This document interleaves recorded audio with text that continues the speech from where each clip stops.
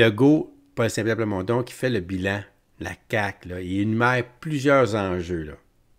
Madame la Présidente, aujourd'hui, c'est le jour où le gouvernement devrait faire son bilan, faut-il le rappeler. Donc, on ne s'empêchera pas de contraindre le gouvernement à rendre des comptes, à dresser un bilan, à ne pas le contourner.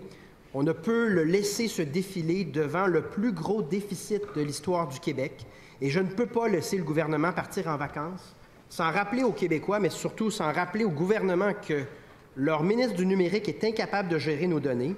Leur ministre des CPE n'est pas capable de faire une liste pour les parents qui attendent une place. Leur ministre de la Santé préside un réseau qui menace d'expulsion les patients et qui ferme des pouponnières. Que le ministre de la Sécurité publique reste de marbre devant l'ingérence étrangère. Que le ministre de la francophonie, de la francisation accueille plus de non-francophones qu'on ne francise.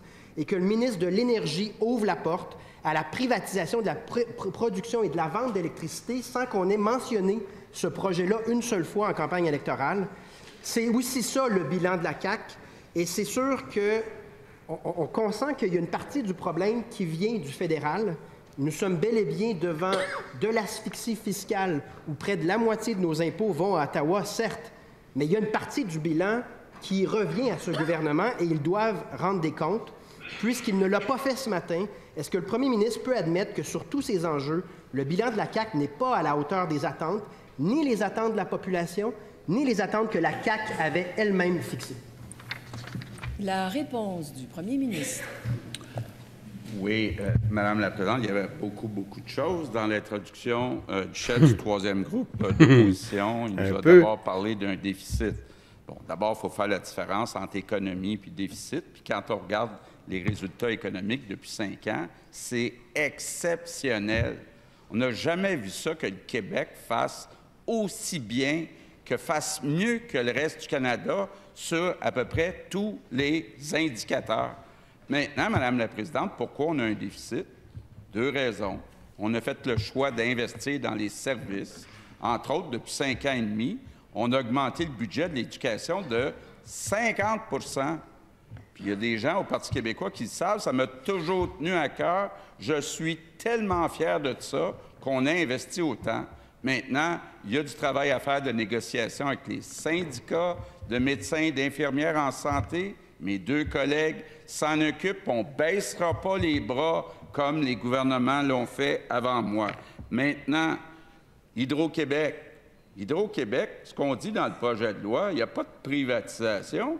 On dit on va pouvoir faire des projets uniques avec consommateurs uniques sur des terrains adjacents. Puis en plus, à chaque fois, ça va d'abord devoir être approuvé par le gouvernement du Québec.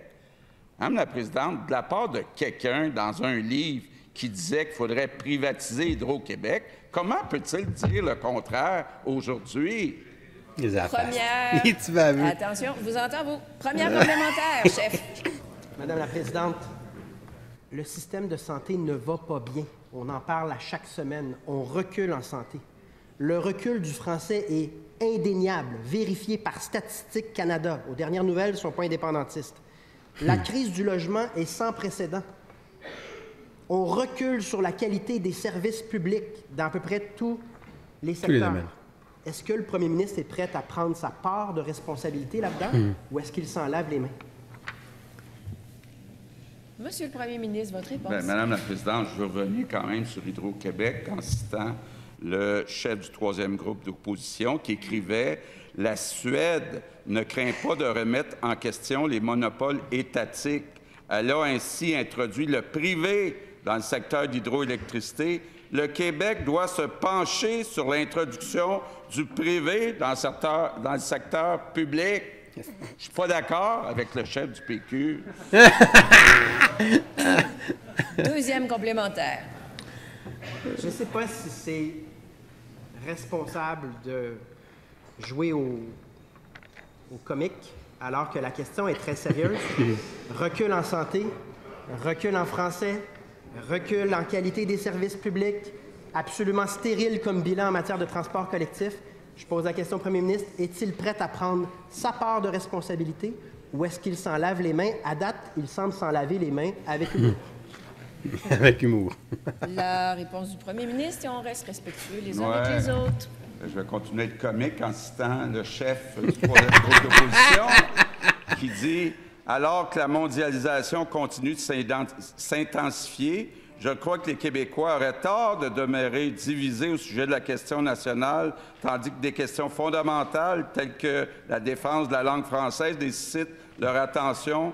Un rassemblement autour de la langue française et de la spécificité culturelle du Québec ne peut fonctionner sous un gouvernement entièrement dédié aux souverainistes. » Là-dessus, je suis d'accord avec le chef du PQ. C'est carré. Il a cheminé notre Paul Saint-Pierre Plamondon parce qu'il lit des choses que PSPP a dit dans les années, là, fait longtemps, là, fait plus de 10 ans. Mais tu sais, il a écrit ça quand même à un moment donné dans sa vie, là, il était là, quelque part, là, tu sais. Fait qu'il a évolué, là, parce que là, il est chef d'un parti souverainiste, puis il va all-in là, sur la souveraineté. D'ailleurs, c'est pour ça que ça va si bien ses affaires, parce que c'est rare qu'on voit un politicien qui n'essaye pas de plaire à tout le monde, qui veut plaire à tout le monde plutôt, là, tu sais. Les politiciens veulent essayer de plaire le plus possible dans ce que lui.